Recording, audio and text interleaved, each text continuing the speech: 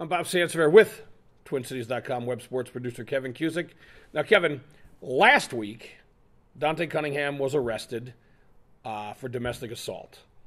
He got out of jail, and he played Saturday night. Now, Sunday, he was arrested yet again, this time for terroristic threats related to the same woman. Allegedly. Well, he was arrested Yes, but on suspicion of terroristic threats. Well, we got the allegedly in there. It's always good covering that. But, and that was allegedly, we'll throw an extra one in, related to the same woman he allegedly, well, it's the same woman related to the choked arrest. for 15 seconds. Allegedly. Now, take the allegations aside. I know what I was given a reason because someone from the team contacted me and said, well, you know, the NBA Players Association, we would have problems with them if he didn't play. Just don't play him. Why not making a stand? Certain things you have to stand up and say what's right. The right thing would have been not to play him, and you don't have to give an explanation. Just, you know what, coach's decision. They have that all the time. Yeah, it's funny. This is a team that several years ago very famously broke the rules on the salary cap with an illegal contract for Joe Smith, and the ramifications of that set the franchise back several years. And now all of a sudden they're worried about angering the Players Association about how they deal with a backup forward who's accused of choking his girlfriend. Under the rules with the NBA collective bargaining agreement, they can't suspend him. But that does not... They don't have to play him. They have to pay him. They don't have to play him. And the idea that they were putting him out on the court for a meaningless game against Orlando, when this was hanging over his head, there was no reason to do it. And it just basically shows you that short of getting accused of murdering your ex-wife and a waiter, as some famous athletes have been done in the past, that they're just, you know, some teams will just let the legal process play out, which is absurd in some cases. Well, and this could be one of those cases. Also, you take on the Players Association.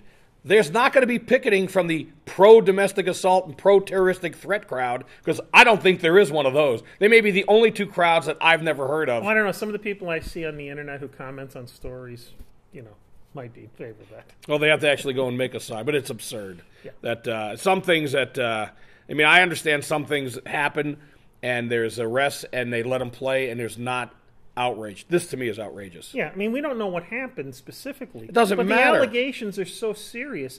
I mean, if you want to extrapolate, if he had been accused of like a triple murder, would the team have said, oh, we got to wait until all the facts are in? No, they would have set him aside and saying, you know, until further, you're just going to sit here on the bench. Here's the easiest thing.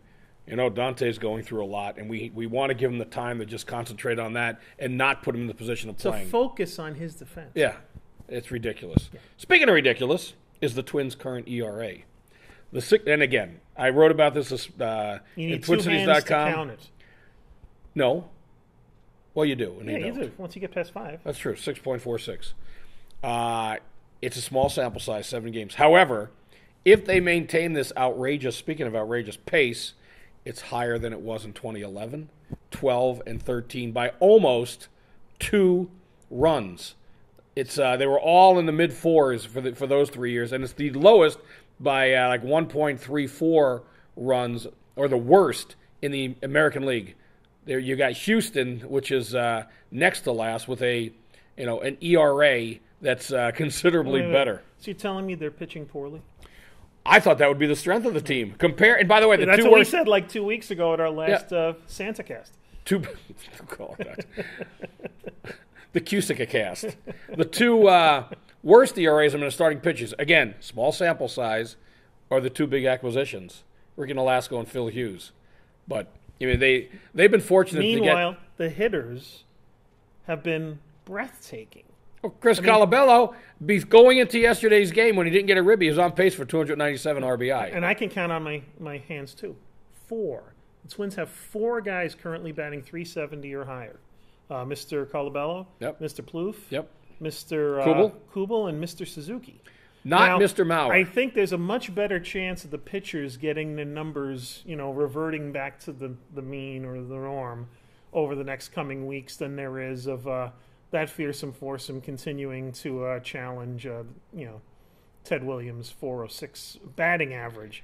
But I mean, the fact is, how they get there will vary from week to week. But The Twins won 3 of their first 7. You extrapolate that over a whole season, that's about a 70-win team, which surprises pretty much nobody. Which puts them at 90 losses. That's 92. That's kind of the team you expected, was about a 70 and 90 team. How they got there the first week, I also think it's going to be interesting to see the difference between their play at home and play on the road.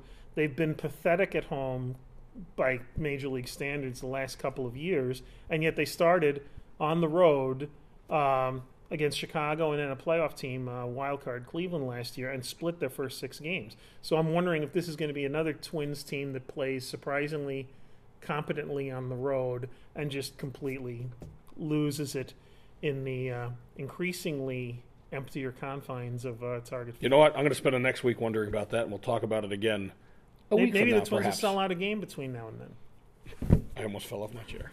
Anyway, we'll be talking again. Kevin Cusick, Bob Sansevere, CJ Sinner. Would you like to lean in and say hello or wave? There she is. Just like she counts on her hands too sometimes. Just like, what was it? Was it Thing in the Addams Family? All you ever saw was Thing's hand? CJ's good at It's giving long us. before You your should have time. stopped 2 minutes ago, 3 minutes ago, 4 minutes ago. We'll be back.